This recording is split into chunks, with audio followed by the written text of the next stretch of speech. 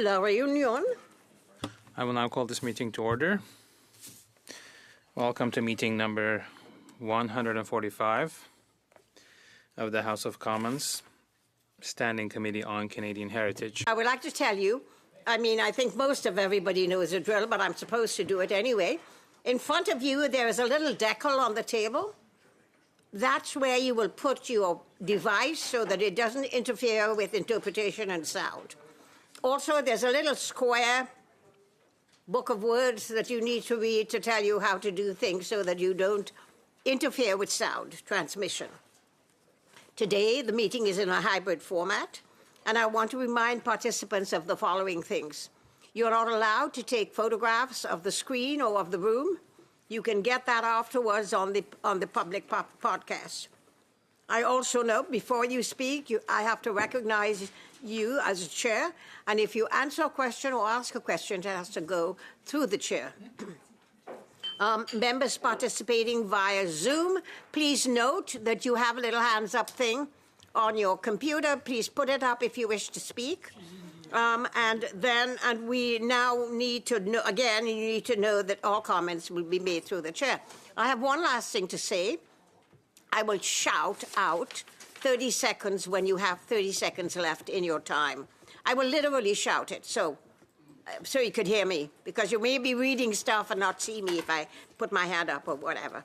Now, this pursuant to Standing Order 1082, and the motion adopted by the committee on Wednesday, September the 18th, 2024, the committee will resume its study of the protection of freedom of expression. And we have witnesses here to speak to that issue. Okay. And I would like to welcome the witnesses. Before I do, apparently we have one witness who has just come on, and I will suspend so we can onboard her. Thank you very much.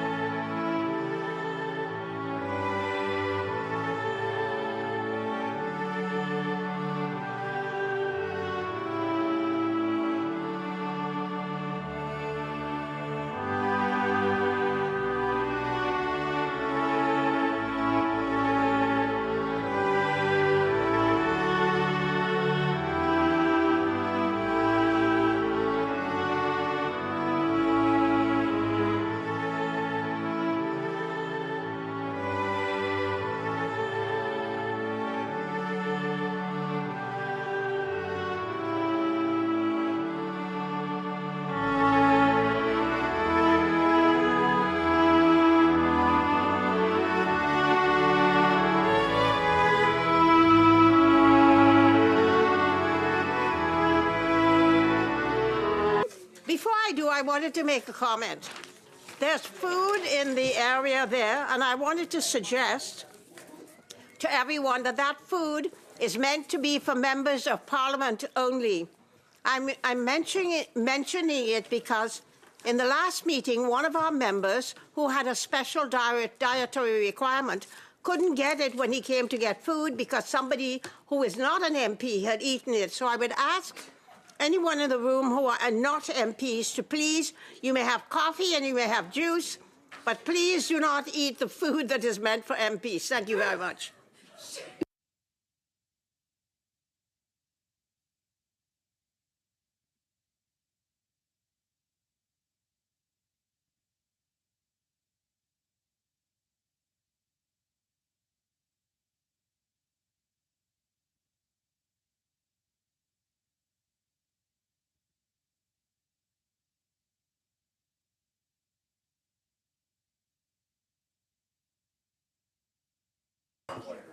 And the witnesses are as order.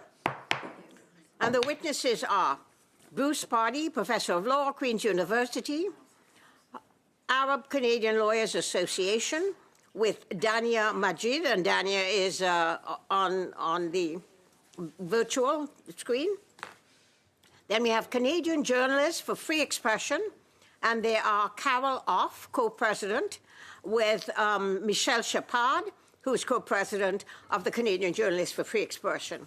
Canadian Women's Foundation, Mitzi Hunter, the chaire de recherche France-Québec sur les enjeux contemporains de la liberté d'expression, Jean-François Gaudreau de Bienne, who is a researcher, Solange Lefebvre, co-chair, Maryse Potvin, co-chair.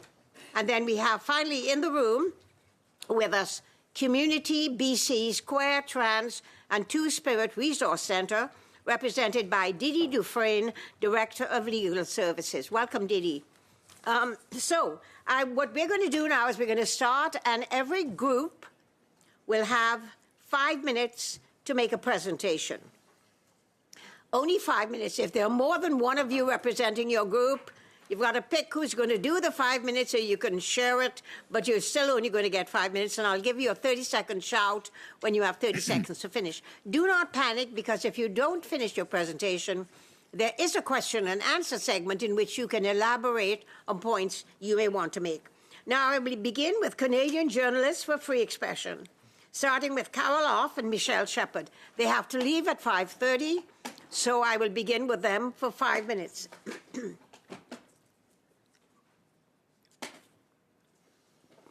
Who is speaking on behalf of the Canadian journalists? We'll both be Ms. speaking. Off or Ms. Shepard?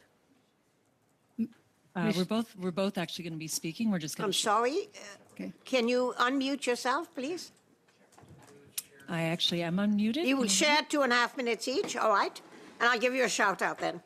30 seconds to go for 5 minutes. Thank you. Please begin. Great. Thank you. Thank you very much, Madam Chair. Good afternoon. And thank you for this invitation to address the hearing on this critical issue. My name is Michelle Shepard. I'm here, as you heard, with Carol Off, my co-president, and we're here to represent the Canadian Journalists for Free Expression. We're also both longtime journalists in Canada. I spent 21 years with the Toronto Star before leaving to work independently in 2018. I continue to work in the media with various outlets and produce documentaries. Carol, as I'm sure many of you know, was with CBC for over 4 decades, and most recently she was at the helm of As It Happens. She's just back from a book tour from her best-selling book, At a Loss for Words. I know there's also a few Canadian journalism organizations, so just... Is everybody able to hear? No. Because I cannot hear her at all. So just hold it. I'll start you again. But before you begin, can we get a sound check, please, guys? I could not hear her at all.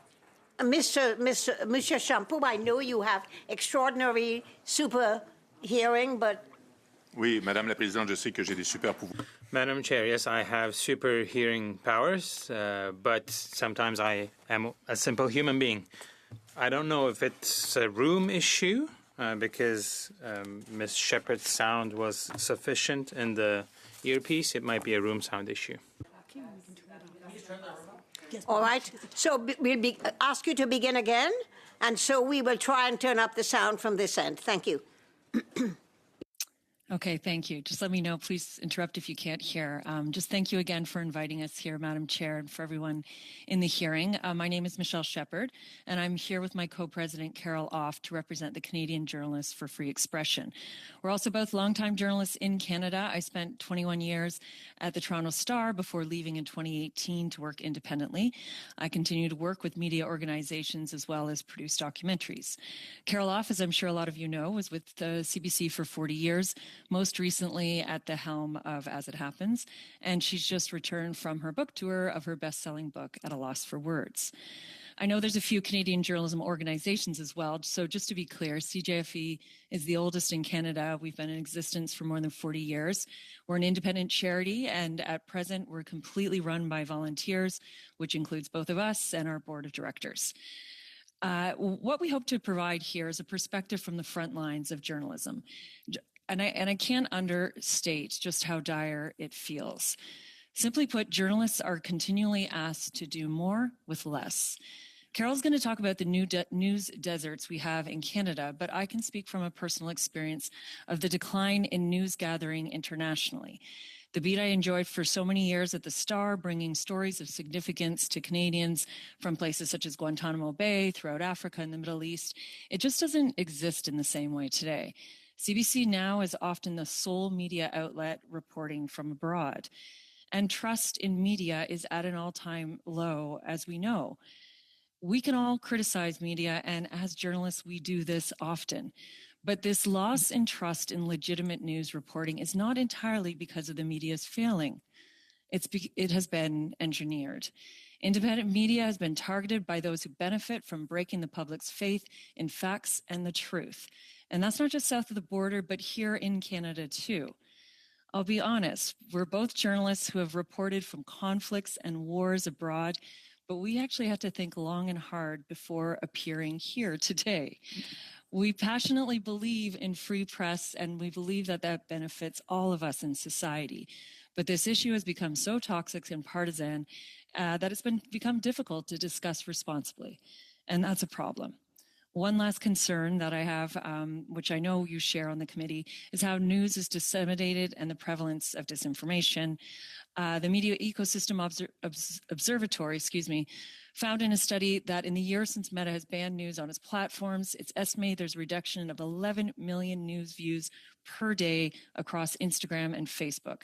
And that same study found that only 22% of Canadians even realize that legitimate Canadian news has been banned on those platforms. And this same group are the people who say they're still getting their news from Facebook and Instagram. And I'd like Carol to now continue. If you can hear me, yes, I'm on. Yes. I just want to add that we often call this the post-truth era, and this is of great concern to Canadian journalists for free expression, because we have to be able to trust the facts, and we have to agree on what the facts are. If we don't agree on what the facts are, we can't agree on what is true. If we can't agree on what is true, then we are in serious state as a civil society. The political philosopher Hannah Arendt said something really important. One of her last interviews, she said, "The moment we no longer have a free press, anything can happen. But what makes it possible for that to happen is if you are not informed. If everybody always lies to you, the consequence is not that you believe the lies, but rather that nobody believes anything any longer. And the people that no longer can believe anything cannot make up its mind. And with such people, you can do whatever you please." Our emphasis here today at CJFE is to tell you about one narrow aspect of journalism, and that's news gathering, as distinct from opinions or commentary. It's a very costly element of journalism. We have across Canada news deserts, people no longer getting access to basic news about their communities. It costs money to send reporters to City Hall, to press conferences, to the sites of accidents or crimes. The fact gathering has to be tested with other information. We need to find reliable witnesses, and people need to be able to get this news, and they need to be able to trust it. The breakdown in trust and a reliance on reported facts makes it difficult or even impossible to confront crises such as climate change or pandemics, to provide desperately needed information during natural disasters, forest fires and floods and hurricanes, and to report on elections, government hearings like this one, and day-to-day events. This cannot be done with media turned over to market forces.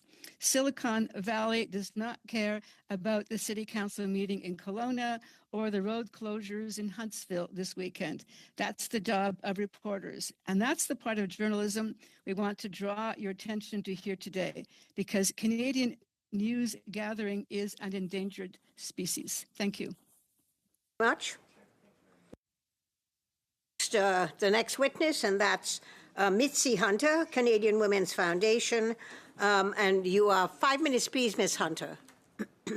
Thank you, Madam Chair, and thank you for the opportunity to address the committee today on this very important issue of freedom of expression, which is something that all Canadians hold as part of their individual rights.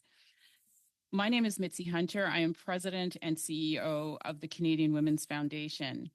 I thank you for the opportunity and the invitation to appear before this committee. And I join you today from Toronto on the traditional territories of the Mississaugas of the Credit, the Anishinaabe, the Chippewa, the Haudenosaunee, the Wendat, and many other First Nations who have stewarded this land. The Canadian Women's Foundation has been a national leader in advancing gender justice and equality for over 30 years. As a public foundation supported by donations, we've contributed more than $262 million to support over 3,300 life-transforming programs across Canada addressing gender-based violence.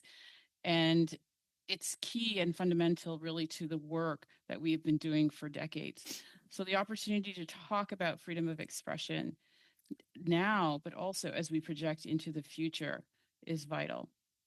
While Canada's Charter of Rights and Freedom protects freedom of expression, it has long been recognized that this is not an unlimited right.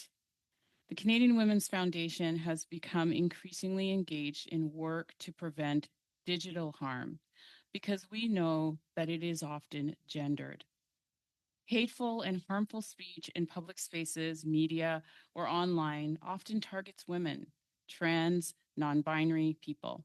Online hate not only silences people online, but discourages dialogue on gender-based violence more broadly.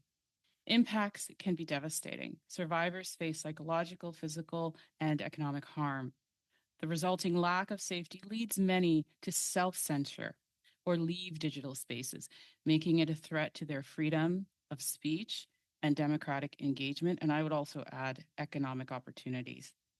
With research suggesting that 1 in 5 women experience online harassment and a much higher risk for people from marginalized communities, this must be addressed. Our Challenging Digital Harms initiative is examining online harassment against women and gender diverse people. Preliminary research results confirm disproportionate impacts of digital harm on women and gender diverse people with intersecting identities and reveal that 71% of women and gender diverse people in Canada think of social media as a public space, similar to the definition of public spaces in the Criminal Code, Section 319. Indigenous, racialized, trans, and non-binary communities and people with disabilities experience more negative effects from online violence than people from just not from those communities. People most often name the police, law, and policymakers and the government as those with the most responsibility to stop online violence against women, girls, and gender diverse people. Yet among those who experience online violence, 55% said police were ineffective, 53% said government services were ineffective, 61% said lawyers were effective. Canadians expect violence on social media to be handled like violence in other public spaces, and their expectation of police and law enforcement are clearly not being met. I want to draw attention to Bill C-63, the Online Harms Bill, because it signals that online harms are finally being taken seriously. We recognize legitimate fears of curtailed online freedoms and risk for marginalized communities as police targets, and censoring of diverse voices online. Community consultation with Indigenous, Black, racialized, and 2S LGBTQIA+ communities is needed, as is disaggregated data that highlights intersectional experiences, because not all groups experience things the same. Bill C-63 also seeks to address the lack of consistent definition of hate speech, which currently complicates efforts to craft effective policies to address online harm. 30 seconds. Madame, I also want to just say that as legislators, policymakers, and tech industry leaders work on solutions, consulting with those most affected will be fundamental to fostering inclusive digital spaces while protecting rights for all. Thank you so much. Very much. And I now go to the Arab Canadian Lawyers Association, Dania Majid, for 5 minutes, please. Good afternoon. My name is Dania Majid, and I'm here representing the Arab Canadian Lawyers Association. In 2022, we released a landmark report, Anti-Palestinian Racism, Naming, Framing, and Manifestations, after extensive consultations.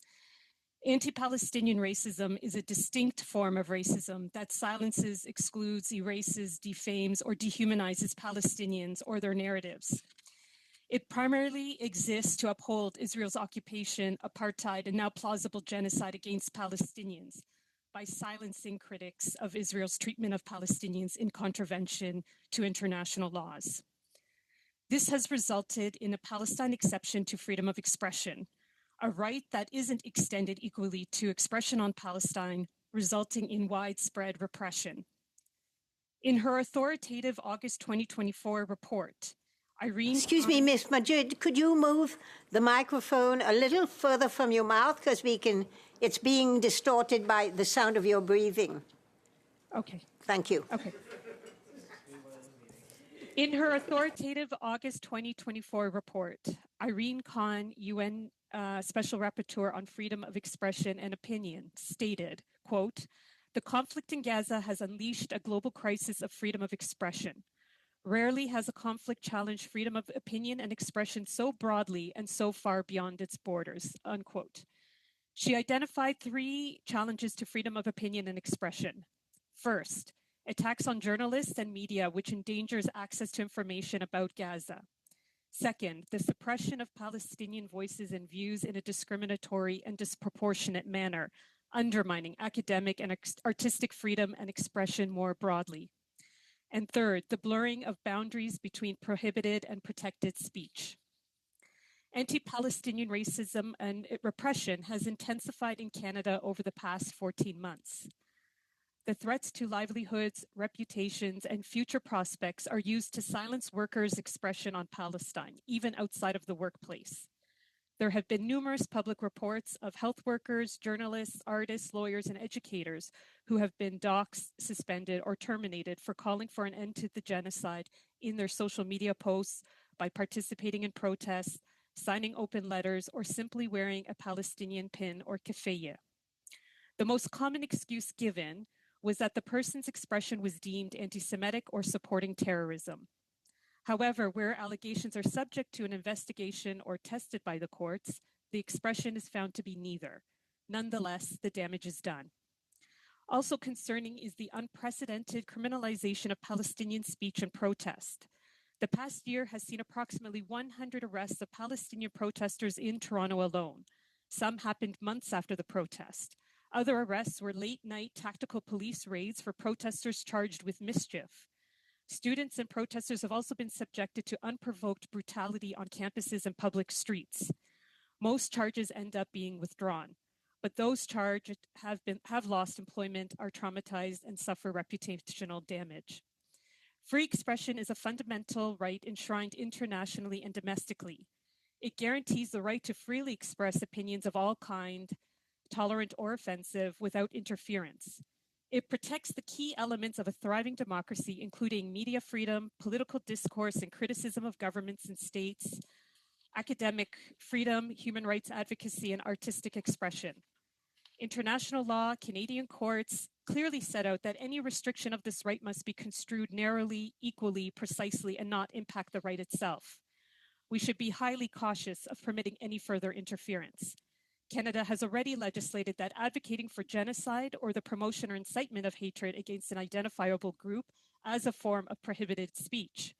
Courts have set the bar very high on this exception and are clear that it does not include expression that is merely disagreeable, objectionable, or even racist. Yet governments, police forces, academic administrations, media, cultural spaces, and other institutional actors are systemically distorting free expression principles to label Palestinian expression as hate, to justify punitive measures against 30 seconds. speech. We are also concerned that the newly released IHRA handbook will further erode free expression on Palestine by defining criticism of Israel, which is not prohibited expression, as anti-Semitic, infringing the free expression rights of Jewish, Palestinian, and allied communities. We call on this committee to recognize anti-Palestinian racism and commit to addressing the discriminatory Palestine exception on expression and the unprecedented repression advocates for a free Palestine are facing. Thank you. Thank you very much. I would now like to go to Community, BC's Queer, Trans, and Two-Spirit Resource Center, Ms. Dufresne. Thank you, Madam Chair, and good afternoon, esteemed members of the committee. My name is Dee Dee Dufresne. My pronouns are they, he, and she. I am a lawyer and Director of Legal Services for Community, which is a 2S LGBTQIA+ resource center located in BC and Vancouver on the unceded territory of the Musqueam, Squamish, and Tsleil-Waututh people. We provide crucial support and connection and leadership for queer, trans, and two-spirit communities. These communities, like all Canadians, value and cherish the fundamental right to freedom of expression, and yet our history and lived experiences compel us to acknowledge the complex conundrum that exists when the right is wielded to harm and silence others. Freedom of expression is a cornerstone of democracy. It's enshrined in our charter. Censoring expression serves no one, and our community understands this intimately. We've seen precedent-setting cases from Little Sisters in Newfeld, where victories affirmed the importance of protecting the voices of marginalized groups. However, our experience also teaches us that freedom of expression must not come at the expense of safety, dignity, and existence of others. Words unchecked can and do cause harm. In the past 2 years, hateful rhetoric targeting queer and trans and two-spirit people have surged across Canada. This isn't a hypothetical problem. We've witnessed this harm directly. We know from studies such from the Canadian Medical Journal that queer and trans youth are 2 to 5 times more likely to attempt suicide, and especially trans youth. At Community, we see the consequences of this harmful rhetoric in our mental health services. We have a counseling program that in the past year alone, we've lost 2 of our youth waiting to get into the program. And that's 2 of the youth that we know of whose parents have reached out to us. So it's not a hypothetical risk. Their stories, along with many others, highlight the urgent need for action. We also fund this program through private donations solely. There are 40 people currently on the wait list. Our wait list is about 9 months to receive counseling. And every month, like more and more people, more and more youth are at risk. Additionally, I'd like to address that the freedom of expression must include the right to gender expression for all, regulating people's ability to live authentically, whether this is through debates over bathrooms, restricting gender-affirming care, restricting pronoun usage. These don't reduce the number of queer and trans people. They just forces people back into the closet, stifling their humanity and eroding their mental health. These policies that limit self-expression harm individuals and set regressive precedents for our nation. They contradict the values of inclusion and equity that Canada should stand for. It wasn't long ago that the queer community had to stand before society to convince people that being gay wasn't a choice. That notion seems silly to us now, and yet history is repeating itself. As trans people are real, we're not up for debate. Let us reflect on this opportunity as a country that we have to live and work and exist on these Indigenous lands, where we can learn from elders about the history of two-spirit people and gender-diverse people who have lived here since time immemorial. In many spaces, we once said it gets better, and sadly today we must confront the reality that in fact it gets worse.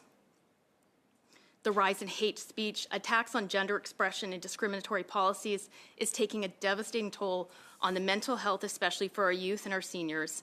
These challenges underscore the urgent need for greater supports and expanded counseling and social support programs. Finally, as we engage in this critical dialogue, let us remember that fostering an inclusive Canada requires more than words. It demands investment in programs, in public art, in education, in community outreach to celebrate and counter these harmful narratives. freedom of expression, it's not just a legal right, it's just shared responsibility. So let us ensure it's exercised with compassion, care, and a commitment to building a Canada where all voices can thrive without fear. Thank you. I was about to give you a 30-second shout-out. Thank you very much. I now go to Mr. Potty, Bruce Potty, Professor of Law, Queen's University. As an individual, you're here. You have 5 minutes. Is it Mr. Potty or Dr. Potty? Professor or Mr. is fine. Thank you Okay, very much. good. Either All right. way. Begin, Professor, for 5 minutes, please. Thank you. Thank you, Madam Chair. Your committee is studying how the government should protect free speech. This seems to me to be quite a strange question for you to be studying, because the answer seems obvious. And also because for years, the federal government has been doing the opposite. Free speech is a right we hold against government. Free speech means the right to be free from government limits on speech. If governments did nothing, we would have free speech. Governments protect free speech by getting out of the way. Therefore, if you want to protect free speech, stop limiting speech. Defeat Bill C-63, the Online Harms Act. Repeal Bill C-18, the Online News Act. Repeal Bill C-11, the Online Streaming Act. Repeal the gender amendments to the Canadian Human Rights Act in the old Bill C-16, and so on. If you want to protect free speech, stop limiting speech. As Winston Churchill put it, there is nothing government can give to you that it hasn't taken from you in the first place.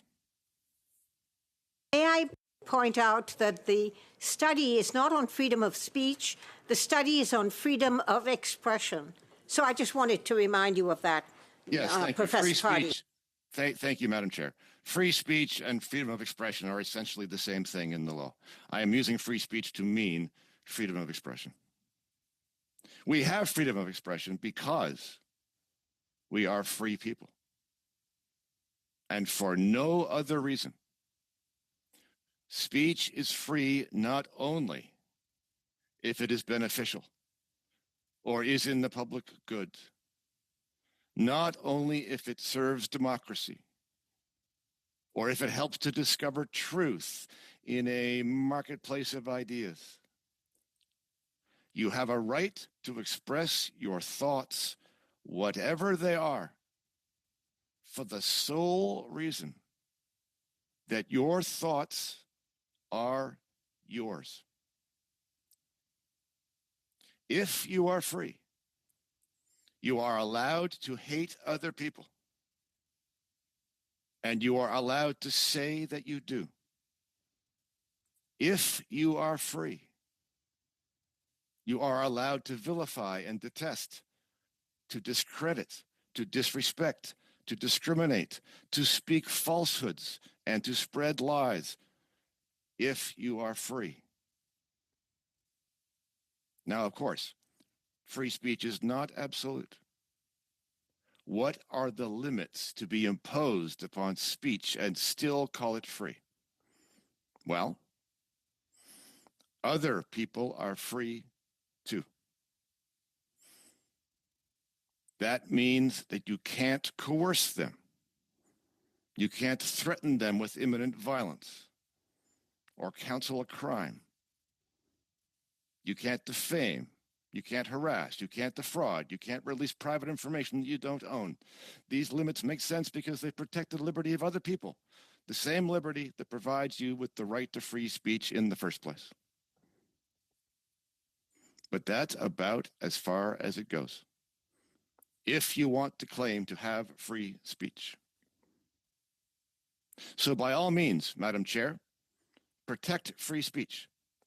Do it by getting the government out of the business of supervising speech. Thank you. Thank you very much, Professor.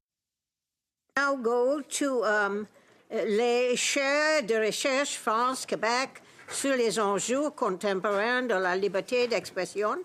Beginning, you can choose, there are three of you under this rubric, and I would like you to choose who is going to speak for 5 minutes or how you will divide your 5 minutes. Because as a group, you have 5 minutes only. So can somebody put up their hand and tell me they're first? Yes, indeed. Okay, go ahead.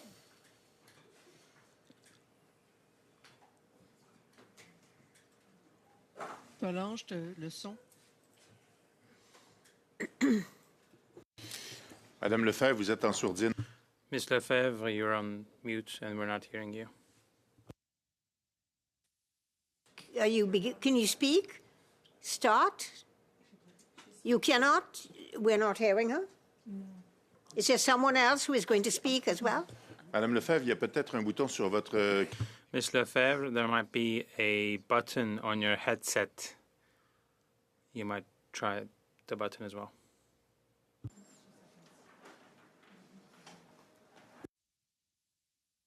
Est-ce que vous m'entendez maintenant? Est-ce que vous m'entendez? Oui, maintenant ça fonctionne. Yes, it works now. Okay, thank you. And sorry, I'll take it from the top. Madam Chair, thank you. Members of the committee will all speak, all three of us, briefly. Thank you for the invitation. We're members of the Research Chair, France-Québec, on contemporary issues of freedom of expression. I am accompanied by Professor Maryse Potvin, who works on academic freedom, and then Jean-François Gaudreau-Desbiens, who's a co-researcher, and we are sharing the research chair. So we will present some recommendations, but we also have submitted a more detailed brief, and I will cover the first part. That's on religion. It includes 2 recommendations. That is in connection with Section 318 of the Criminal Code, hate propaganda. So the first recommendation is that we agree with the Bill C-373, which asks for an abrogation of 319.3b, and it protects opinions on religious topics, which shouldn't be the case. And if elected officials are against this idea, they should make their positions very clear. The second recommendation is the following. Given how complex Et de la manière dont celle-ci peut s'exprimer publiquement. We also recommend that the government sets out guidelines allowing the relevant institutions to better interpret the concept of identifiable groups, which is referred to in Section 318 again of the Criminal Code, and I will hand it over to Professor Potvin.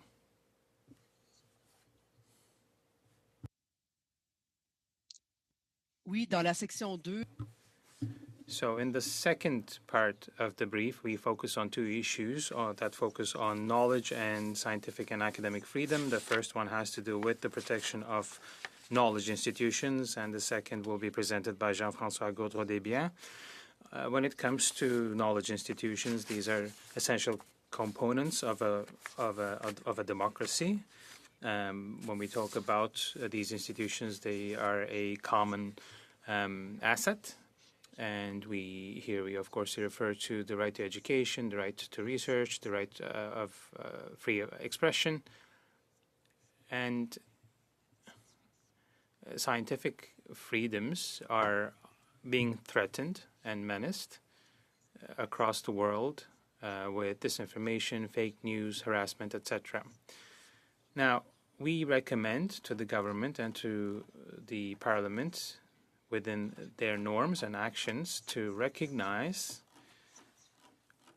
knowledge institutions as essential components of the Canadian constitutional democracy and to increase their protection in line with Canada's international engagements. Recognizing the autonomy of these institutions vis-à-vis the government would also be embedded in the respective founding laws, and this way they will be protected from untimely political interventions by requiring a reasonable qualified majority for amendments without this constituting an unconstitutional abdication of parliamentary sovereignty. We also recommend that in the founding laws, the approach should be based on covering all aspects of science and treating these institutions as a common asset, including the right to participate in science and scientific developments. And for that, we need to protect academic freedom and research freedom. And for instance, when we think about Statistics Canada, so that is to say knowledge institutions under federal authority, changes could be made to these institutions, and the Parliament should recognize scientific freedom so that these institutions can more freely conduct their work for the common good, and so that all federal institutions that finance research, arts, and creation, they should ensure both in the development of their policies and their implementation, they should respect scientific. I think you have a third speaker and you're running out of time. Yes. You only have 15 seconds left for your third speaker to speak. I will extend that to 30 seconds for your third speaker. So could you please wrap it up? And you can elaborate on this during the question and answer period. Thank you. Alors, Madame la Présidente. Madam Chair, we have some additional recommendations about social media, social networks, and cyberbullying. And we recommend that there be a guideline for digital platforms in connection with algorithm transparency to make sure that echo chambers are created less and the attention span of citizens are protected so that they can participate in an informed manner to political and social decisions that concern them, and that they can participate in the quest for truth, all the while supporting the Supreme Court of Canada's jurisprudence on the freedom of expression. I'll stop here because there are more details in our brief. Je vous remercie. And I'm sorry, but you can elaborate when questions are being asked. So that ends the hearing of witnesses, and I think we will now move on to the question and answer segment. But I wanted to remark that Ms. Hunter had informed us that she would be departing at 5 p.m. Is that still so, Ms. Hunter? Madam Chair, I have 9 minutes before I have to depart, so I am available to the committee until then. You're available for Q&A? Thank you. And 9 minutes. 9 minutes. 9 minutes. 9 minutes. Well, I'm hoping somebody will ask you a question first then, so you can get to at least ask one. I cannot tell you who is going to ask questions to whom. That's not my jurisdiction. Kevin. But we also have Ms. Off and Ms. Shepard, who also are leaving at 5:30. So I just wanted the committee to know if you wanted to ask questions of these three witnesses, you would have to do so quickly. Thank you very much. Now, I begin with a 6-minute round, starting with for the Conservatives. Mr. Kurek, for 6 minutes, please. Damien. Thank you very much, Madam Chair. Mr. Party, there was a bit of an exchange during your opening statement that talked about if there's a difference between freedom of expression and freedom of speech. And I know in the Charter it does talk about expression, but the outline of what that means for speech. So I'm wondering if you could unpack a little bit about what freedom of speech is in Canada and the reflections of what that means in the context of the Charter of Rights and Freedoms. Sure, yes, thank you for the question. So just on the terms, yes, the Charter uses the term freedom of expression, and that's that is the proper legal term, but free speech is basically a shorthand for that. Now, expression includes more than speech. I mean, the clothes that you wear on your back could be a form of expression. But the two terms are essentially used synonymously when you're talking in this kind of a context. That right in the Charter has been interpreted by the Supreme Court in a, I would say, a utilitarian way, which is unfortunate. So what I mean by that is, and I alluded to this in my statement, the Supreme Court has tended to say that free speech is free when it is useful to society. And that, of course, means that it's not really free speech at all, because the right of free speech, like all charter rights, essentially, are supposed to act as a space for individuals to resist the interests of the group in the form of the government. And so if it is allowed that we infringe on these rights because the group wants to, then they're not really functioning as rights at all. They're functioning as something else, as a means to establish a collective interest. And so I think we have the wrong end of the stick in that sense in this country about what our charter rights mean, and in particular, the right to free speech.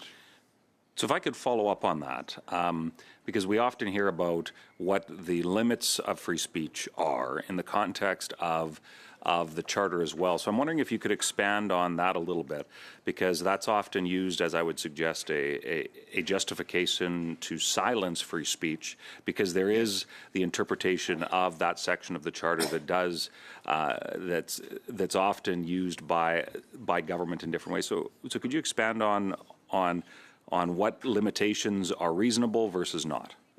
Yes, sure. So but here's the irony, right? So your mandate seems to be to inquire into protecting freedom of expression. And the asks that I'm hearing are all about governments doing things or subsidizing things or creating more rules and creating more restrictions. Those things are the opposite of free speech. If you want free speech, as I alluded to, have government out of it. That's what it means. If you're asking for government to intervene, you're talking about something else altogether. And so, again, we have this upside down. So, yeah, go ahead. So and I apologize. Time is short, but I do just want to nail down one of the aspects of Bill C-63 is that it changes the definition of hate speech, and that moves it from the current objective measure that is, causing violence or harm to could be things that involve things like offense or the feeling of hurt. So I'm wondering if you could just unpack that a little bit in about a minute, and then I have one follow-up question I want to make sure I get in before the 6 minutes is up. Sure. Well, in the text of C-63, they have tried to draw a line between hate speech on the one side and offensive speech on the other, saying offensive speech is okay, but hate speech is not okay. And that sounds reasonable, right? But of course, nobody knows where the line is. And so if you are speaking in a way that some people would regard as offensive, there is no guarantee whatsoever that on a particular occasion, a tribunal or a court is going to say, well, no, that is hate speech and you're liable. Okay. So as soon as you go down the road of deciding that you're not allowed to say things that don't violate anybody else's rights, like you're not threatening violence, but nevertheless, the government's going to say you're not allowed to say that. Now you're into dangerous territory in which freedom of speech is actually not being observed. Thank you. And in about the minute that I have left, a common topic of conversation before this committee has been Bill C-11 and Bill C-18, the Online News Act and the Online Streaming Act. In about 45 seconds, I'm wondering if you could share your opinion of those two bills with the committee. Yeah, these are terrible pieces of legislation. They're interfering with both the speech but also the listening of Canadians. And so you can think in some context of freedom of expression as an exchange between speaker and audience. And both have the right to conduct the exchange, the speaker to speak, the audience to listen. And what these two bills do is they give powers to administrators and bureaucrats and offices to interfere in that exchange and to dictate to Canadians what it is they can access and listen to online. They are terrible pieces of legislation. 15 seconds. 12. Yeah, that's the answer. Sorry. Yeah, and I don't think I have time to get another. Okay, that's good. Thank you very much. Repeal the bills. Thank you. Madam Speaker, if I can. Yes. I think it's been agreed amongst the parties, at least here, that we do cut short today's meeting. And I know we have 2 or 3 of the groups of the 6 that have appeared here today that have to go very shortly. So I'm just flagging it for you, the analysts and the clerk. And then as far as the CBC, we're fine just submitting email to you on the plans on the CBC. On the CBC report? Yes. We have a very tight line to report back to the House. And I want to remind the committee that if we do not report back to the House by the deadline, this committee is in violation of the law of the motion, and we are in contempt of Parliament. Thank you. Okay, just reminding you of that. Now, if people know, I have pointed out that we have Ms. Hunter and Ms. Off and Ms. Shepherd who are leaving soon. And if you wish to ask some questions, you can please direct them to them now and ask the others later. So the next person is Patricia. Patricia Latanzio for 6 minutes, please. Thank you, Madam Chair. So my question is for the witness that has to leave us soon. So Ms. Hunter, your organization is a national leader when it comes to advocating for gender equality and justice. And I was just wondering if you can elaborate on the ways in which these issues interact with and are impacted by the laws surrounding freedom of expression in Canada. Thank you so much for the question. And I believe that our conversation today is important because we have to think about the people that are impacted by what is being expressed. And as I illustrated in my opening remarks, if we look at the online space, which currently does not have those safeguards in place, the same as public spaces do in the physical realm. And what we're seeing is a lot of people being harmed. We've been doing research, and we're happy to provide that to the committee if it is useful. But we want to challenge those harms. We see self-censorship of people, particularly women, gender diverse people with intersectionality, because of the level of hate that they are experiencing. They no longer want to be in those environments, and that limits their choices and their opportunities. We see, I'm a former politician. I have to, declare that, and I've seen in those environments where women have experienced just undue hate, and it comes in the form of verbal, also bullying themselves and their staff, and many have decided that this is not an environment that I want to be part of, which limits that gender lens that is so important when we think of policy and we think of government and politics. And so my message to the committee as it does its deliberations, that there is a consideration for those that are being impacted, and we want our environments, whether online or physically, to be safe for everyone. Thank you.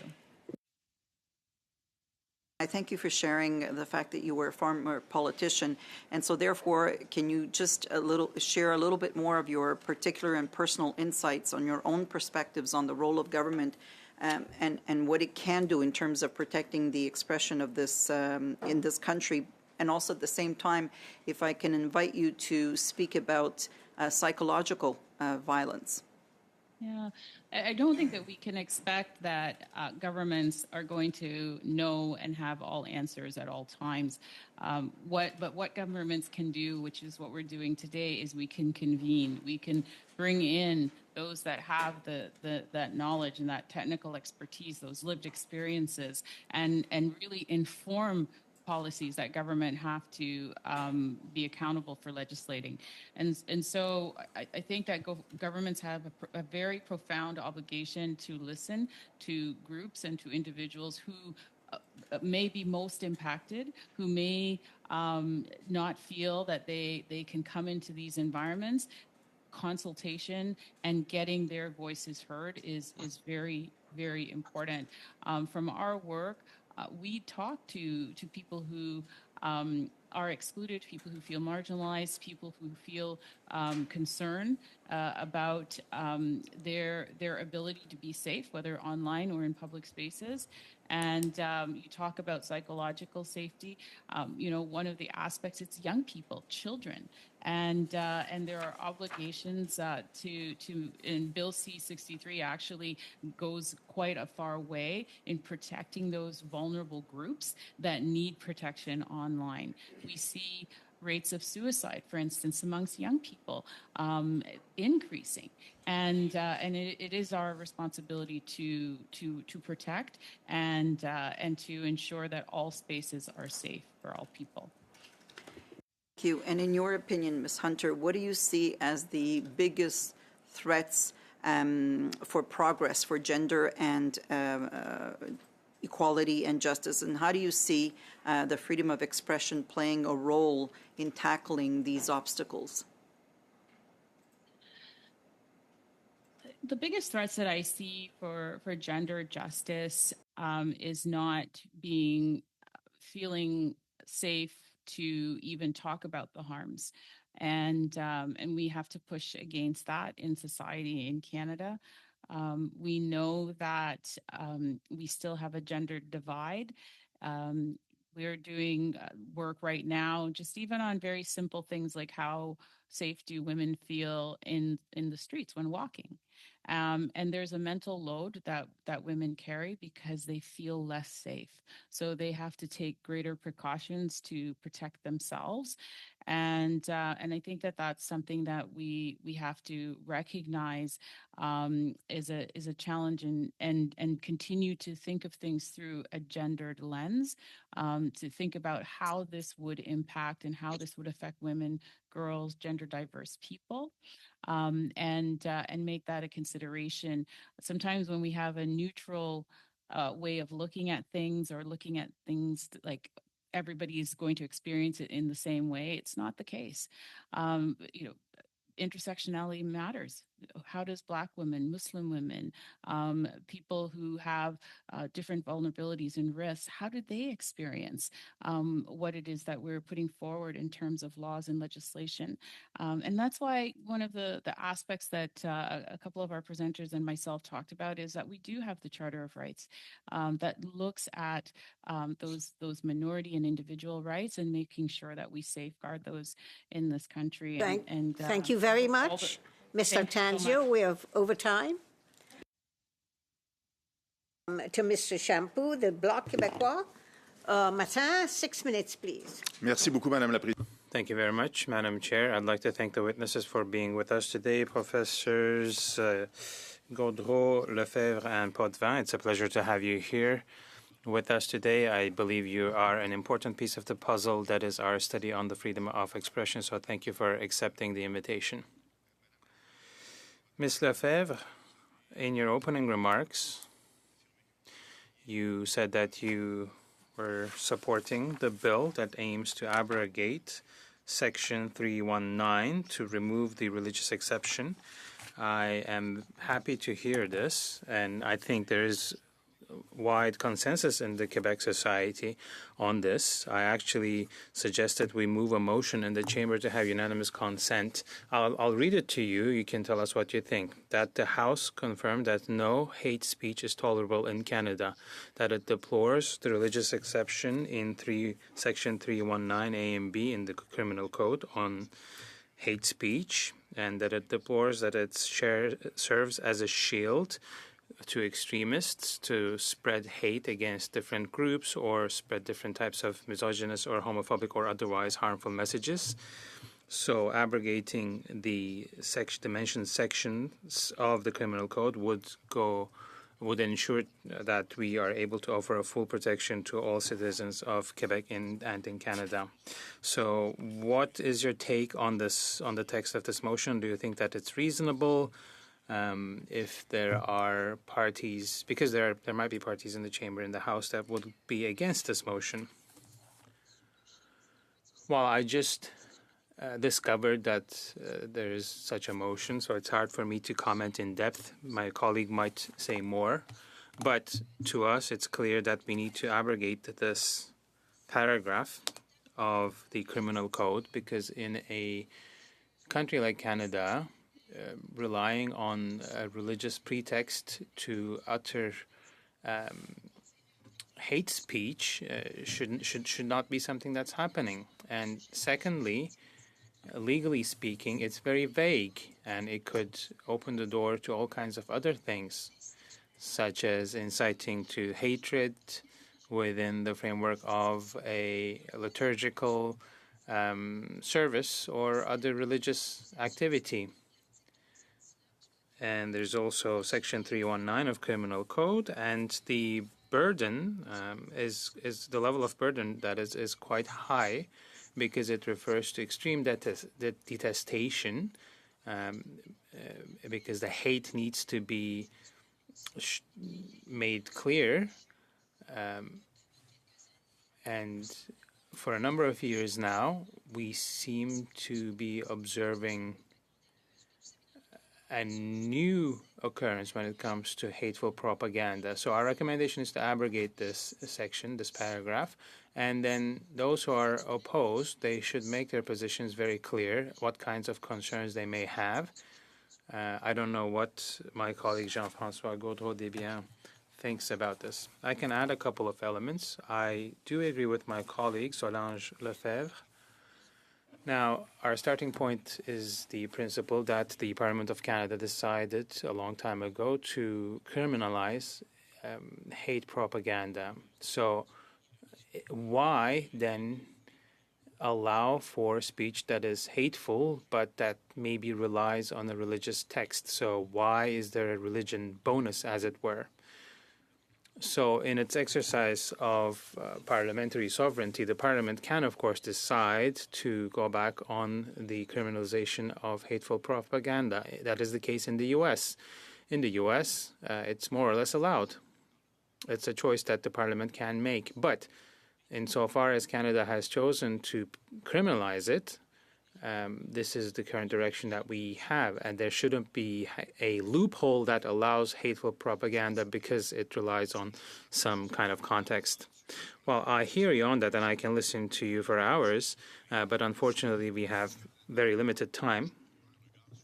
Now, I'm not referring to the changes in society, because there are many great advantages that benefit everyone, but when there are demographic changes and newcomers, should we, in light of all these, have a new take on the legislation on these acts? Maybe these sections were justifiable or justified a long time ago in a different type of society we had back at the time.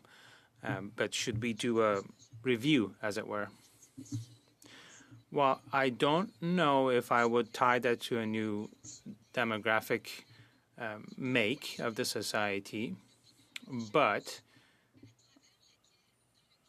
it's about protecting speech. But there's also inciting to hatred towards an identifiable group. But regardless of the composition of the society, this was never justified. But this was used in different cases.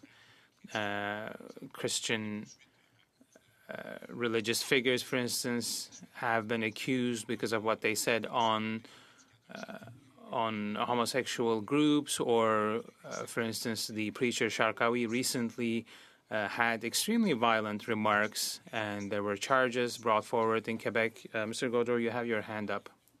Well, I'd like to touch upon a variable in all this, interpretation that is based on the religious text. When you're dealing with that, that also finds its place in religious freedom. And it relies, once again, on sincere demonstration of faith or belief. So it's not the legitimacy of a belief or a faith or a particular religious text in light of a religious tradition. It's really the individual subjective sincere faith, the person who is uttering the remarks in question. So to me, independently from the question of demographics, as soon as there are many possible interpretations of religious texts, it's clear that can lead us to a black hole, and that would allow any kind of speech to take place. Some might be subjectively based on a religious text, but this turns into a loophole to promoting hatred. Overtime on this. Merci. Full minute overtime on this one. Okay. So now I go to Ms. Ashton. Nikki, 6 minutes, please. Thank you very much. And I'll be asking my questions to Ms. Majid. First of all, I want to thank you very much for joining us here today. You bring a critical perspective to this study. And I also want to acknowledge the groundbreaking work of the Arab Canadian Legal Association around the issue of freedom of expression, and particularly their work, your work on anti-Palestinian racism.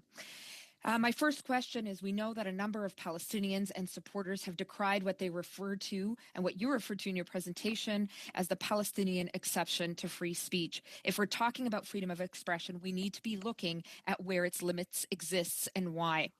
The, quote, Palestine exception to free speech describes a dynamic whereby advocacy in defense of the basic humanity of Palestinians is uniquely policed, suppressed, and censored. Can you describe in detail this phenomena and why you think so few are willing to take this on? I mean, this phenomenon has grown, and Irene Khan's report that I referenced really talks about this global repression that we are seeing around expression on Palestine. And it's grown, and it's present in places where academic freedom is revered, including spaces like journalism, artistic, in the art spaces, and academic freedom. And what we have been seeing is, again, the use of hate, whether it be through, institutional policies or hate speech. It's being used and interpreted as not extending to Palestinian speech. So while these pieces of legislation or policy are intended to protect the rights of minorities to speak up, to criticize governments, and so on and so forth, when it comes to Palestinian speech, all of a sudden we see, no, you can't say that, or whatever is being said being described as being, as something that extends to the hate speech, which is a very high bar. And then therefore we start seeing criminalization or the reprisals in the employment sector. And this is having real impact, not just on Palestinians. In the last year, what we have seen is these provisions, the description of anything related to Palestine expression being described as supportive of terror or as anti-Semitic, it is being applied to racialized and marginalized Canadians. So, I've gotten a lot of calls in the legal profession, for instance, of young Black women being fired from their Bay Street jobs because they supported Palestinian rights in an open letter. I've had colleagues who've lost their office space because the person they were renting the space from disagreeing with their work, defending Palestinian rights, as crim defense lawyers who are defending protesters who have been arrested. And this is having a chilling effect on expression. And we just keep seeing it entrenched further and further, where we are concerned that people will be afraid to speak out on Palestine, especially if they increasingly think they're going to be criminalized for it, which is the worst thing that we can have happen right now when we do have a plausible genocide unfolding, and we do need people to speak out more than ever at this time. Absolutely. I want to focus on your work around anti-Palestinian racism. Of course, this is an issue that we have raised in this committee and even pushed to hear from the minister, particularly around the government's refusal to include a definition of anti-Palestinian racism as part of their anti-racism strategy. Now, we've heard a lot of excuses from the Liberals as to why they refuse to define anti-Palestinian racism as part of the anti-racism strategy, which came out earlier this year. But I want to ask you, the Arab Canadian Lawyers Association has done extensive work on this, particularly with respect in terms of consultation. Can you discuss if you had any input into the anti-racism strategy, so the document that came out before the summer, and why do you think the government refused to define anti-Palestinian racism in the anti-racism strategy itself? Yeah, so we were informed that there were consultations done with the Palestinian and Arab communities. However, we don't know who was consulted as part of the consultations around the Canadian anti-racism strategy. I am not aware of which groups or which individuals they spoke to. No one has come forward to say they have actually met with the ministry. I have had discussions with the ministry to reinforce the importance of recognizing anti-Palestinian racism and to express what was happening to our community and our allies in our community. But that was not part of the formal consultation process. What we found really puzzling, however, is that the anti-racism strategy recognizes in three instances that Palestinians have experienced an unprecedented level of hate in Canada. However, the strategy then does not go forward into recognizing anti-Palestinian racism as a distinct form of racism. We have heard 30 seconds. Sorry. So we've heard there's a commitment that's been made by the Prime Minister to define anti-Palestinian racism, but it's again weird that they've made the commitment to define it when they haven't actually officially recognized it. So we're looking for them to recognize it, and in terms of defining it, we've done global consultations in Canada, the US, Palestine, and Europe around the definition we have put together, and there is broad consensus over the paragraph that we had come up with. And each one of those terms in there came out of those consultations. And it is important that we recognize the manifestation of anti-Palestinian racism, including Nakba denial and the smearing of advocates as being anti-Semitic or Very much. Supporters. We've gone over time again. Thank you. And I'm going to ask people to please keep to the timelines on the second round. So, Madam Chair, point of order before we go to the second round. Two quick things. One is just to go back to Mr. Waugh's earlier note in respect of sending in written instructions. I believe that would be certainly the view of the majority, if not all parties here. That I was going to ask that. about that, actually, Okay. and then I would hear from the committee.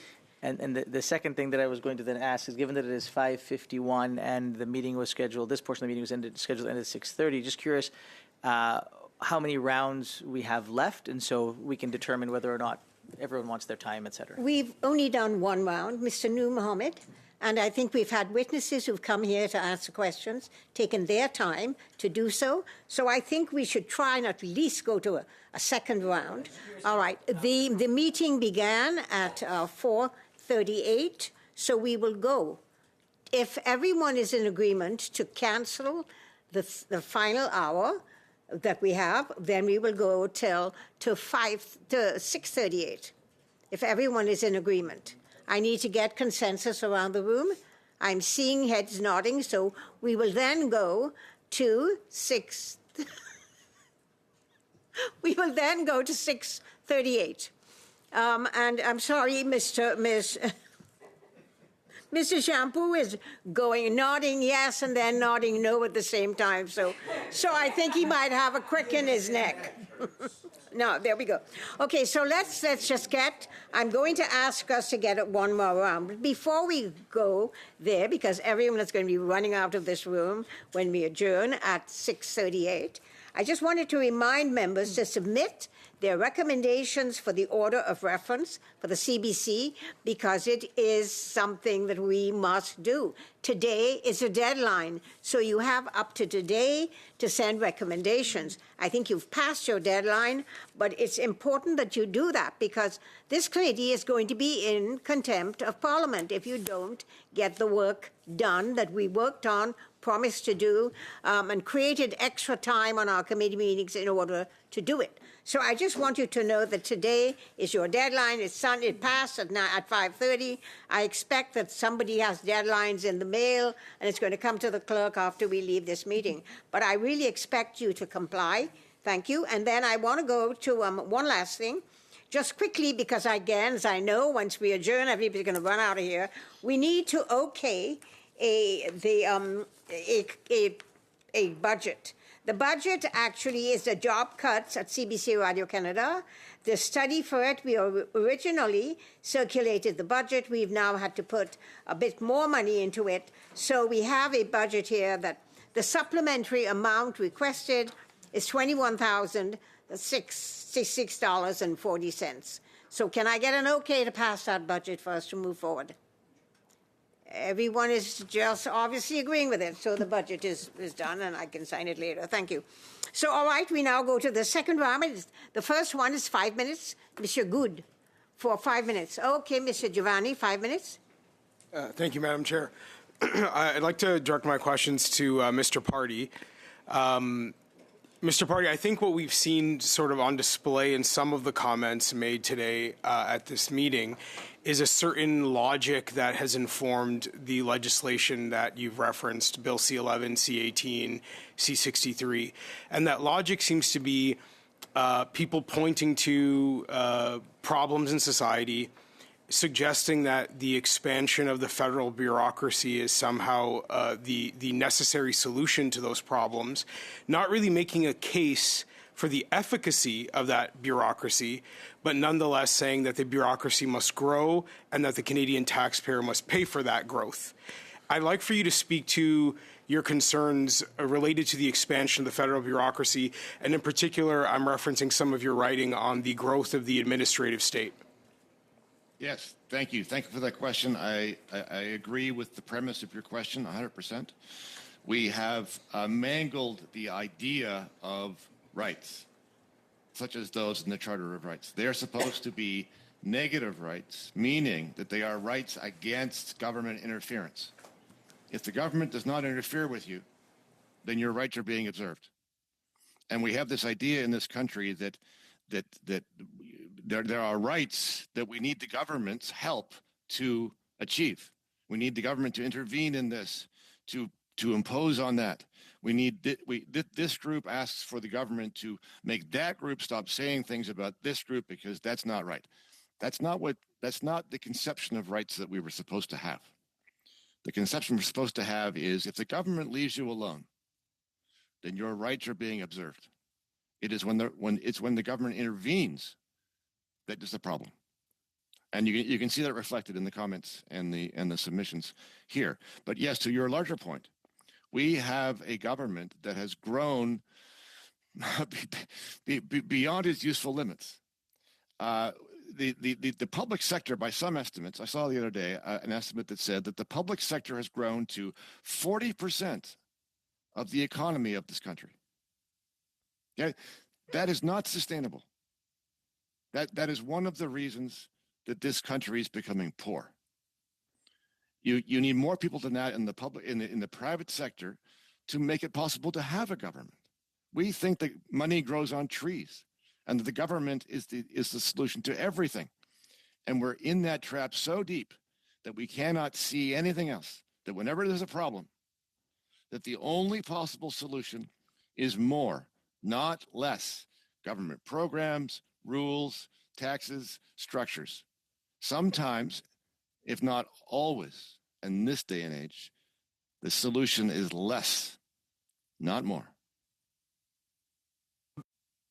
This in our broader conversation about freedom of expression, how would you articulate to the average Canadian citizen why hearing people in Ottawa talk so cavalierly about expanding the footprint of the state may be a danger to people being free to articulate themselves, particularly around things where they might disagree with the government and want to be able to express those views. Yes, well, we're approaching a society in which the government runs the show, period. I mean, it's happened to us slowly and insidiously. It's grown without, actual revolution or anything. This is just, it's the way public authorities spread their influence. It happens over time. We have had an administrative state for many, many years, but it's now as big as it has ever been. And by the way, the administrative state is not provided for in our Constitution. It's not prohibited, but it's not provided for. And so the fundamental ideas like the separation of powers between legislature and executive and courts now has been more or less practically been put by the wayside. And the bureaucracy now more or less runs the show. And if you think that you live in a free country and the bureaucracy actually runs the show, then you're mistaken. The greatest threat to our liberty now is the administrative state. There's a line you wrote in an article for the National Post that I'd like to ask you to elaborate on, where you wrote, "We trusted that these institutions," and in institutions you're referring in part to the administrative state, "would commit to their own restraint. We have been tragically naive." Can you comment on what restraint means in this context? And again, for the purposes of the freedom of expression, why people need to be concerned about trusting the administrative state to be restrained in its use of power? Thank you, Mr. Giovanni. I'm glad you came back to the topic at hand, and because we were moving away from it. The entire Good. time, actually. Okay, please, So, I'll ask a witness to stick to the topic at hand. Thank you. We've been talking about the topic at hand. You're wrong. Please, can you go ahead and answer the question? You're editorializing. Yeah, so the rule of law is an idea, and the idea is that the state is restrained in all kinds of ways, including the way it restrains our speech. But the rule of law depends upon the people in charge believing in the idea. And now they don't. Now they don't believe the state should be restrained. Now they think the solution to everything is the state. And so when you have conflicts between people who disagree, they both want the state to intervene and make the other guy stop speaking. And thank you very much. We have gone a minute over time, Mr. Giovanni. I'm going to go to the Liberals. Ms. Dillon, for 5 minutes, please, Ms. Dillon. Thank you. My first question is for Mr. Purdy.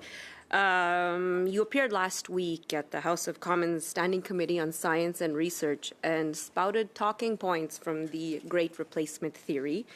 This rhetoric has inspired attacks around the world and has been very dangerous.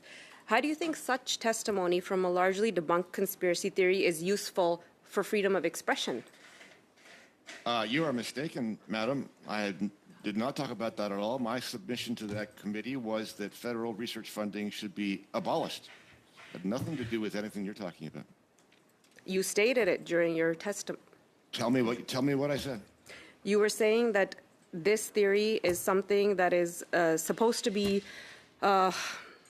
helpful in freedom of expression, in getting government out of freedom of expression. My other question to you is, you do know government helped. You've accused me of something. And I want to clear Excuse it up. me, order, please. Miss Dillon, thank you. Finish your question. That's it for this witness. I have Mrs. Dufresne. I'm going to ask questions you. too. We're hearing a lot of testimony about. Well, I think you No, made I it got very my clear in answer. earlier Thank you. comments that that there was latitude given to the witnesses to answer. So I'd expect I the didn't same make it treatment clear that there amongst. was latitude. Witnesses cannot go beyond the scope of the study when they're answering. I have allowed a lot of blue skying to go on here, and I've done that because but I'm sorry, Mr. Giovanni, I'm inserting speaking. your own opinion Mr. into Giovanni, this. I am speaking. When I finish, you may say what you wish to say. I will turn to you for your comment.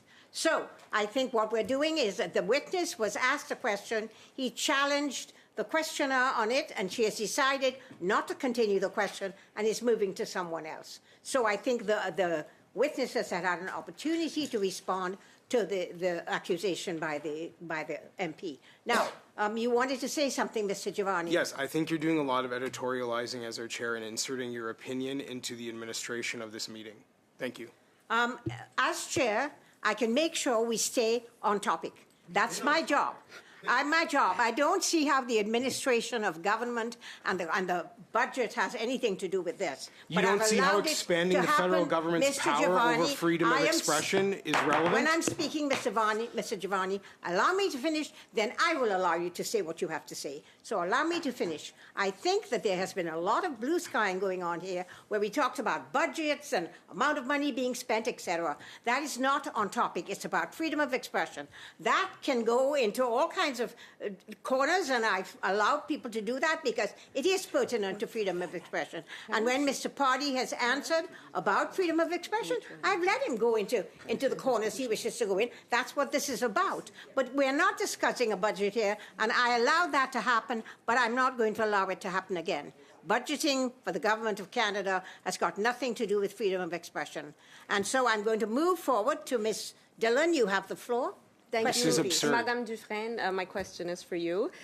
You were talking about how the LGBTQ community is facing much discrimination, and these kinds of rhetoric and these kinds of things that are being said negatively impact the community. Can you talk to us a little bit how you personally have perceived such misinformation and hatred towards you? Yeah, I mean, I experience, like I think you've heard from other speakers, like a reluctance to speak out, to be clear about transness and trans identity as a result of like an increased attack on trans people. I mean, I think we can see this, like, and I don't think it's a surprise, like coming from, we have like a rhetoric largely born from the United States that kind of trickles its way up to us. On my flight over, I was listening to the Scrimetti decision where, you know, basically like our children able to access their needed medical interventions to allow them to transition in a timely way and not force puberty on trans children is up for debate. And we keep hearing people complaining about how the government is curbing freedom of expression. Do you think if the government wasn't there, we would have the possibility of same-sex marriage and that it would still not be a criminal accusation to be gay? No, I mean, I think those changes needed to be legislated, obviously, legislated and ruled on by the courts. Also, I would also like to note, like, we don't enjoy in Canada unlimited freedoms, right?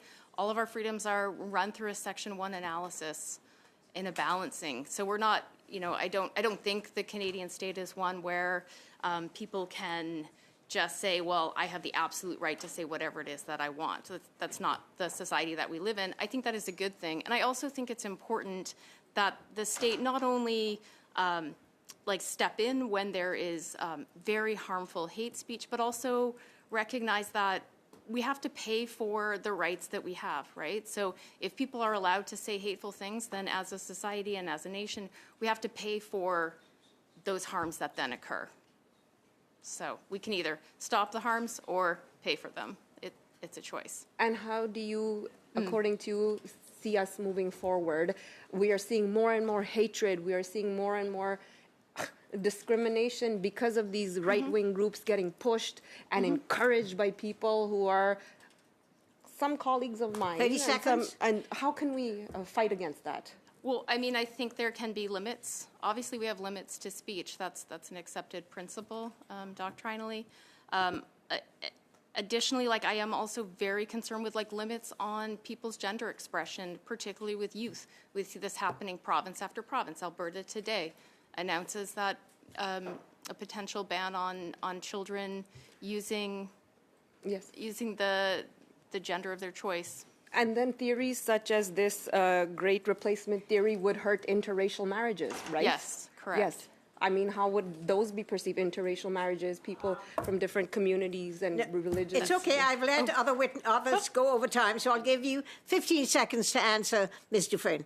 Yes, I take the member's point that, you know, all of these they're inextricably linked, right? And I think we've heard from another witness that an intersectional approach is crucial to understanding different points of views. Thank you so much, Madam Dufresne. Thank you for the work you're doing. Thank you. Thank you, Ms. Dillon. Then I go to Mr. Shampoo for 2.5 minutes, please, Mazin. Merci. 2 minutes et demie. Thank you. It's not a lot of time. And once again, my questions will be for the people participating from the research chair. So I'd like to talk about sensitivities in different sectors. And for instance, books have been pointed out as a result in academic and artistic circles. And we've seen university and CEGEP professors that have been canceled, if I can use the term. So I'd like to hear from your position, because you must have your ear to the ground on this. Is our society greatly impacted by this in academic circles, in artistic circles, or in society at large? Are we able to repair the damage that's been caused by these sorts of movements?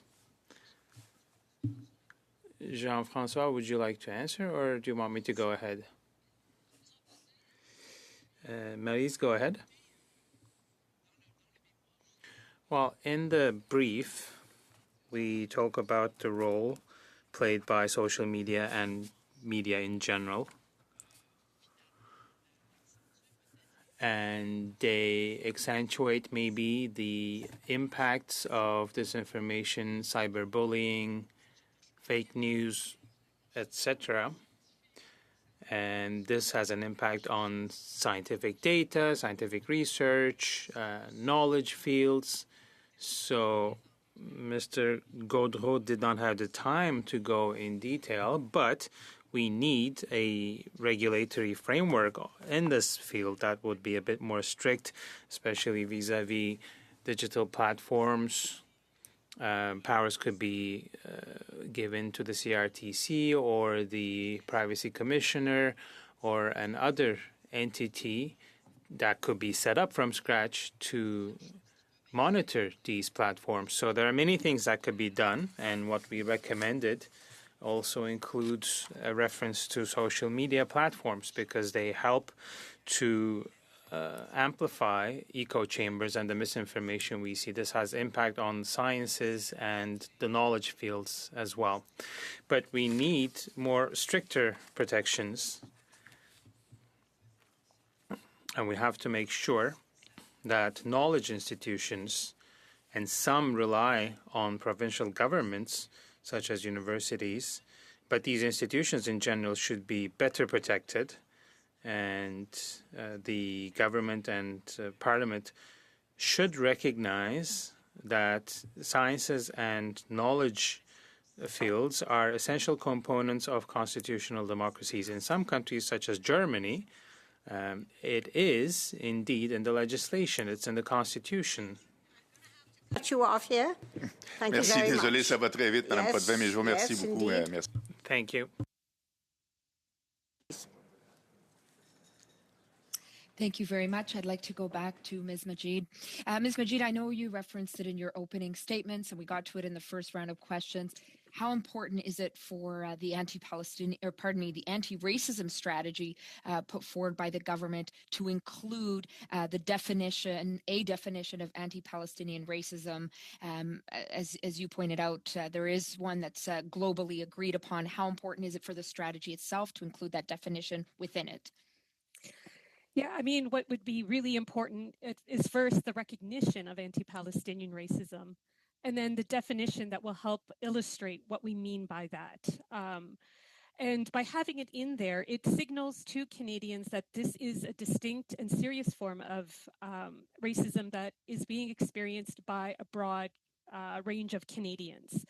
And again, in her report, in the UN Special Rapporteur's report on free expression, she talks about that global repression around Palestinian rights and expression. And this isn't the first report from the UN warning about this global repression of Palestinian rights. By having it there, Un rappel au règlement, Madame la Présidente. Point of order, Chair. Madam Chair. Madam Chair. Est-ce qu'on pourrait demander... Can we ask the witness to bring her boom mic up higher a little, because we're really hearing some sounds, and that could also be harmful for the interpreters. Is to please put the little piece on her mic up a little bit between her nose and her top lip and see how that helps, because we are not hearing you. Your breathing is intervening. I know we would like you to continue breathing, but let's not have it intervene. Yeah, Thank you. I'm very sorry about that. This is the first time I've used this headset, so yeah. So by having that recognition there, it will help us address the anti-Palestinian racism that does exist systemically and ensure that our freedom of expression is upheld like it is for other Canadians. Thank you very much, Ms. Majid. No reason to apologize. We're very grateful that we're here and we're hearing from you. I want to go back to the question of the chilling effect. We're talking about what the ICJ has referred to as a plausible genocide happening in Gaza. Obviously, we know the bombing as well of Lebanon that's occurred over the last number of weeks. We also know that Canada is complicit, both in terms of the arms trade, financial transfers, and of course through political cover that Canada has given to Netanyahu's regime. I'm wondering, when we're talking about hundreds of thousands of Canadians speaking out, coming out on the streets, sharing on social media, how deeply troubling is it that there's a chilling effect in a country like Canada, where we claim to uphold human rights in a vivid democracy and democratic debate, including on foreign policy? How problematic is this chilling effect? Yeah, I mean, it demonstrates that we have a discriminatory practice around rights, and that rights are not fully enjoyed by equally amongst Canadians. What the recent, in the second ICJ decision, it also recognized that Israel was practicing or conducting an illegal occupation and apartheid of Palestinian land as well. And Palestinians have the right to speak out about this systemic and longstanding, atrocities and violations of international law. By curbing our expression, and I mean, it's being curbed in such a way that, we have reports, or we've been informed of people who have been fired for simply posting ceasefire now on their social media pages. Could you please wrap up? Thank you. We're going over time here. Thank you very much. Yeah, so what is happening is that protected speech, criticizing a state, is being increasingly criminalized or resulting in workplace reprisals. And that is what's causing the chilling effect. Very much. Thank you, Ms. Ashton. I now go to the Conservatives for 5 minutes, please. Mr. Kurek. Thank you, Madam Chair, and I will be splitting my time with Mr. Giovanni. But, Mr. Party, a fairly serious accusation was levied against you, and you didn't have a chance to respond. So I'd invite you now, and I would give you the opportunity to speak to that if you wish.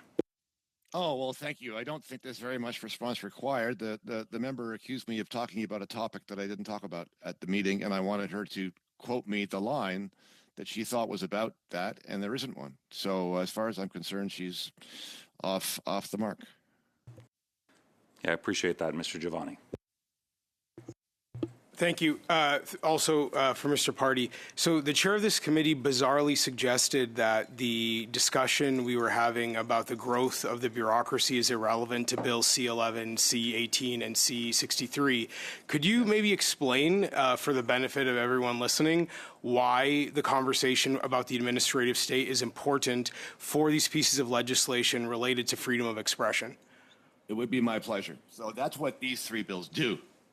C11, C18, and in part C63, they grow the administrative state. They grow the bureaucracy. What these bills do is give powers to administrative bodies, to bureaucrats, to make rules. If you look in the statutes, you don't even know what the rules are.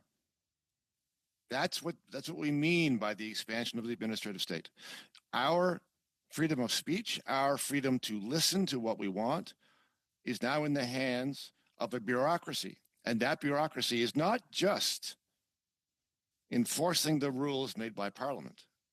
Parliament instead has delegated their authority to that bureaucracy to decide what the rules are going to be. Okay?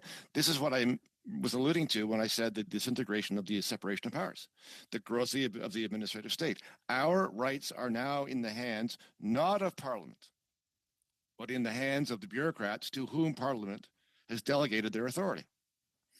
And in this and so many other ways, your freedom of speech is in peril. You don't even know what the rules are, because those rules have not been made yet. They'll be made in a back corner, in a back room, not with the sunlight in the House of Commons, in the debate about what the rules ought to be. So C11 and C18, and to some extent C63, are all good illustrations of this trend and how our rights, including our right to free speech, are being eroded. Thank you, Mr. Party, and I do hope every member of this committee paid attention closely to what you said. I thought it was an excellent explanation. Relatedly, what would you say to Canadians who are concerned about freedom of speech and why they should be concerned about so much power over what Canadians can see, say, and hear being controlled by unelected bureaucrats in Ottawa? Well, yes, because it means that your rights don't mean anything. It means that your rights are dependent upon decisions made by unelected people that are not accountable to you or anybody else for that matter, right? You can't tell where the line is. When you go out online or in the streets and you know that you might be punished for something bad that you say, you don't know where the line is between hateful and offensive, that means your speech is chilled. If you live in a country where you have to think twice before you speak, because you're concerned about getting into legal trouble, then you know you probably don't live in a free country. Thank you, Mr. Party. There is a minute and 12 seconds left if anybody wanted to pick that up on the Conservative tab. No, you're fine? Okay, that's good. Then for 5 minutes, please, Mr. Noor Mohammed. Following this discussion, with a lot of interest, I've listened to Mr. Party talk about the risks of limitations of freedom of speech. Ms. Majid, you've expressed similar concerns in respect of views related to those who have been advocating for the Palestinian cause. Mr. Party, I'm wondering, having heard the testimony of Ms. Majid, would you agree with her concerns? No, I understand where she's coming from in terms of people being able to speak, but I believe that she's confusing two things. So free speech is a right held against the government. If you are allowed to speak, and that is if the laws don't prevent you from speaking, but somebody else hears what you say and acts accordingly, let's say you lose your job, okay? That is not a free speech issue because you don't have a right to free speech against your employer. It's got nothing to do with free speech. The people on the left, if I can put them that way, are fond of saying, you know, you have rights, but there are consequences to exercising your choice. So this is one of those consequences. If you choose to say something which you are free to do, and somebody else decides that they don't like what you said, Point of order, Madam Chair. They are free to respond as well. Point of order, Madam Chair. Pardon? I'm sorry. Yes. Yeah, I'm not sure what the Liberals are doing here, but I think I have real issue with trialing one witness's remarks who's talked about systemic discrimination with another. Point of order, Madam Chair. This is debate, and actually I get to ask the questions I want to ask. Mr. Noor Mohammed, allow me to respond to Ms. Ashton. Ms. Ashton, that is not a point of order. That's debate. So we shall go ahead. Mr. Noor Mohammed, continue with the line of questioning. Thank you, Madam Chair. And if Ms. Ashton had let me finish, which clearly was not what she wanted, I was actually going to ask Ms. Majid to respond, because I think it's really important in these conversations when we're talking about freedom of expression and freedom of speech to actually get to the heart of some of the challenges people are facing on all sides of political discourse, to be able to actually have thoughtful, meaningful conversations, which, you know, Mr. Giovanni and I may not always agree on things, but I actually enjoy hearing what he has to say, because it's important for us to be able to hear each other. And if we're going to have a study about freedom of expression, it would be good to be able to hear each other. So I'm going to turn it over to Ms. Majid to respond, because I really would like to hear what she has to say, because I think there is some confusion, and we need to make clear, how people are able to exercise their rights. Yeah, I mean, I would say it is state interference when police kick down protesters' doors at 4 o'clock in the morning with tactical units, guns drawn, to arrest someone for mischief.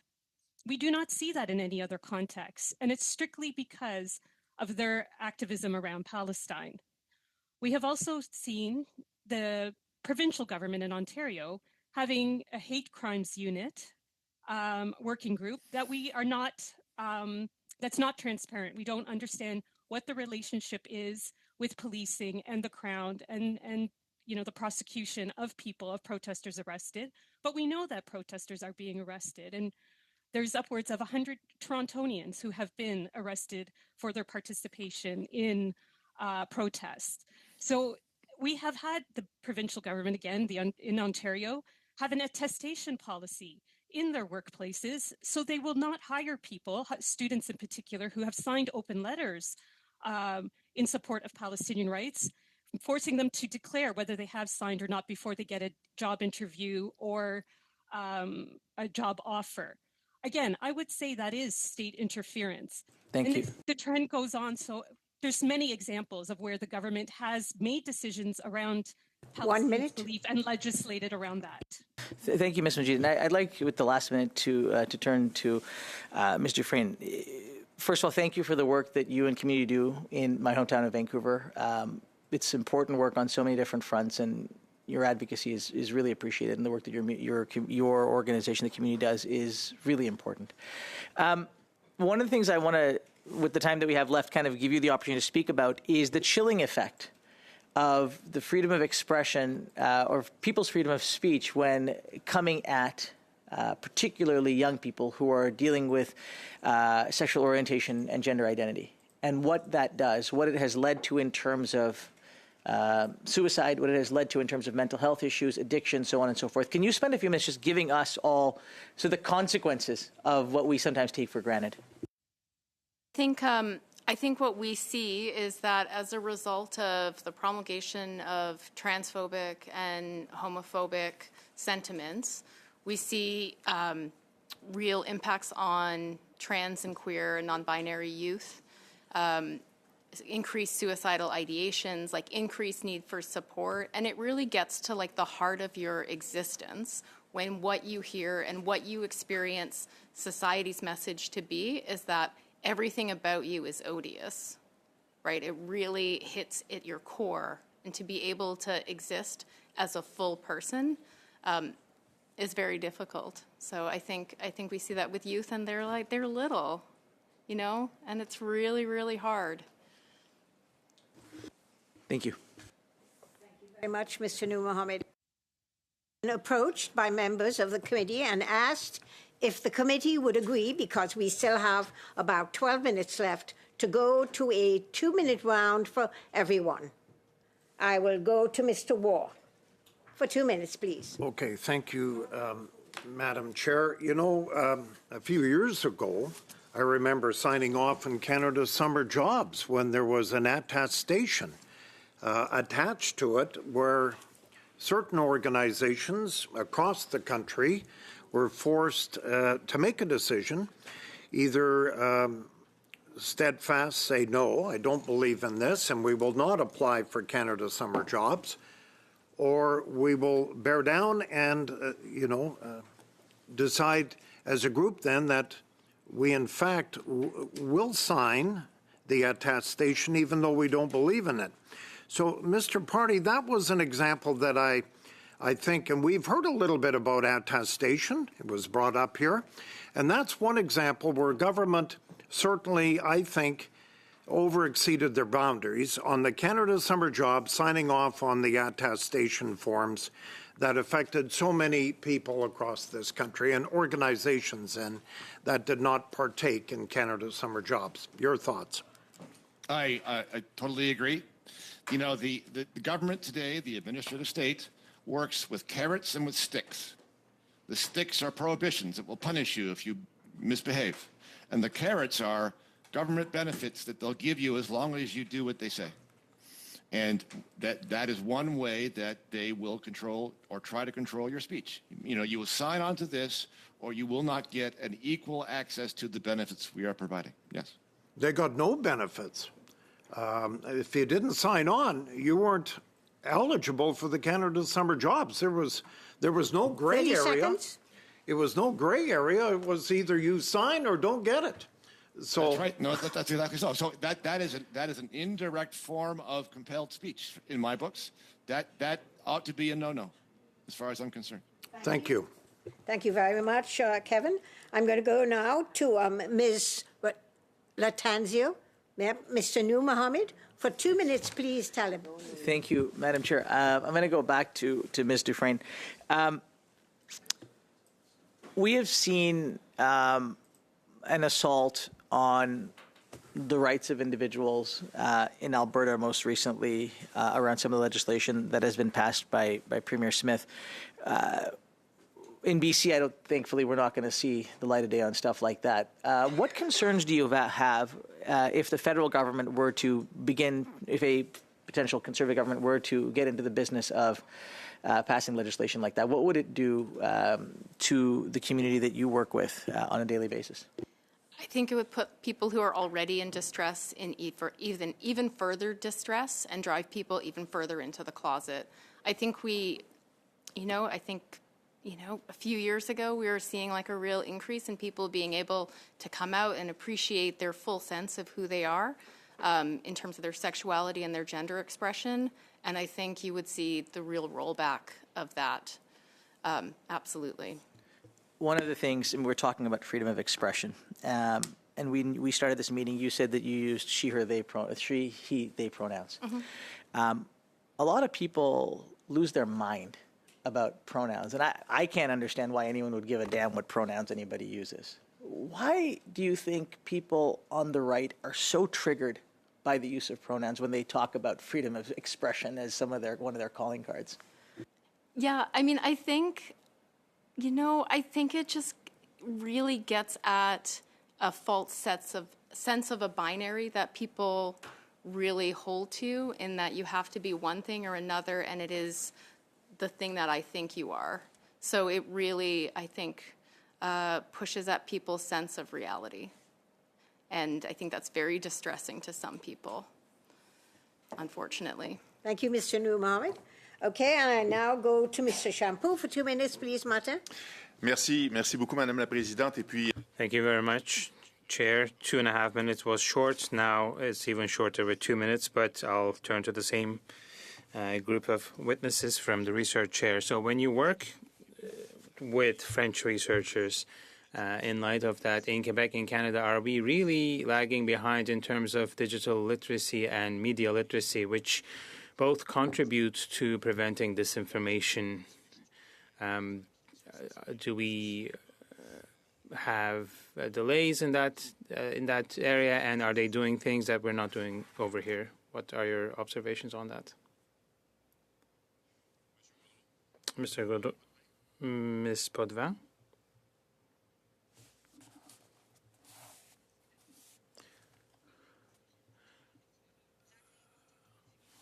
Through the chair, please. Okay, alors, Monsieur. Yes, Mr. Shampoo. I think we need to think about the means that countries have in terms of training their populations, especially youth, when it comes to digital circles in general. And digital platforms have a much larger potential in that sense. But when you hear the libertarian rhetoric in the U.S., it's not non-existent in Europe, but it's a lot less present. And an almost majority opinion is that in some circumstances the freedom of expression is better protected when it's not conceived as strictly being a liberty, even though that is often the case.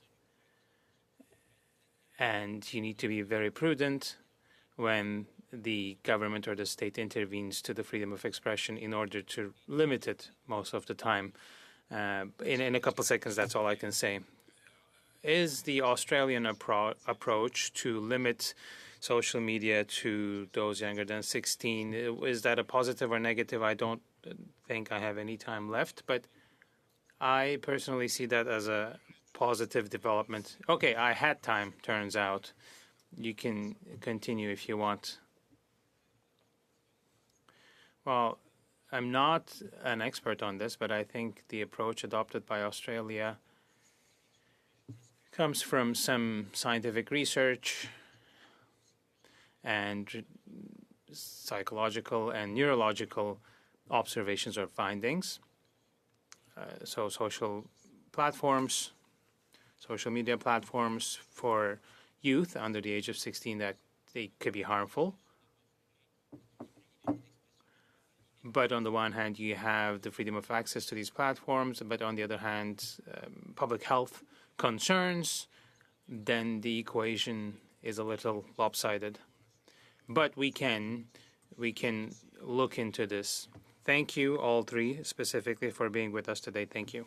Non, il ne reste pas de temps. Non? OK. Ms. Ashton? Thank you very much. My final question to Ms. Majid. We know recently Francesca Albanese, the United Nations Special Rapporteur on the occupied Palestinian territories, came to Canada. In an unprecedented move for a UN rapporteur, the Liberal Minister of Foreign Affairs refused to meet with her. Senior representatives of Global Affairs Canada refused to meet with her. The Foreign Affairs Committee of Parliament retracted an invitation for her to present.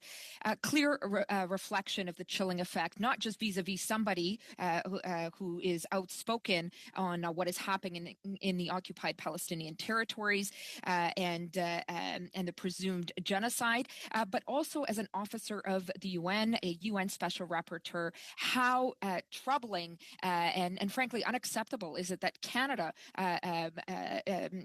showed this kind of response to an UN Special Rapporteur on somebody who is speaking out on what is happening to the Palestinians and in Palestine? Yeah, I mean, it was exceptionally troubling, especially because she was here, coming to Canada from New York after presenting her latest report on the genocide in Gaza. And Canada, as a signatory to, to a range of international conventions, including the Fourth Geneva Convention, has a responsibility to prevent and stop a genocide. And they refused to hear from her or even explore with her, what Canada can do, in terms of our policies and ensure that they are not complicit in this genocide. And instead, 30 seconds. Yeah, so this signal to, Palestinians and other Canadians that, again, that there is no freedom to speak on Palestine with government.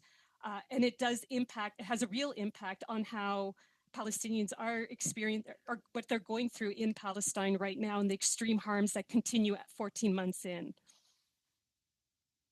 Thank you very much, Ms. Majid, for speaking out. Your voice is one we have a responsibility to hear, and I know you speak on behalf of many, obviously, as well as the ACLA. Thank you so much for being with us today. Thank you, Ms. Ashton. I, as chair, would like to take the liberty to ask a question of Ms. Dufresne. Ms. Dufresne, what is happening today with young children who are not allowed to use their pronouns and are therefore subject to bullying in schools? And we are now seeing the outcome of the Alberta legislation that is causing those young kids to be bullied by their peers, and many of them to actually move to mental health problems and suicide. What is your response to that, and how do we do something to protect the children who are being bullied and who are mentally ill as a result of this? Thank you. Thank you, Madam Chair. I mean, I think you're spot on. That absolutely is what's happening. Children are being bullied. They're being prevented from living their true and authentic self. And as a result, they're developing mental health problems. It's incredibly stressful to be told that what you are is hateful.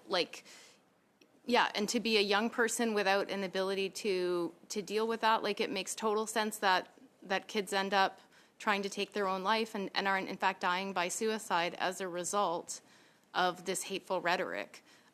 what we can do to support. I mean, I think kids need like increased counseling. They need access to gender affirming care. They need to be able to like live, like socially transition from a young age. There's no harm in it, right? You know, if you have a youth who decides they're transgender, they're like living in a gender they weren't assigned to at birth, and then later down the line, they decide, like, they take some puberty blockers, they don't medically transition, they socially transition. A few years later, they decide, actually, that's not how I feel right now. There's no actual harm done.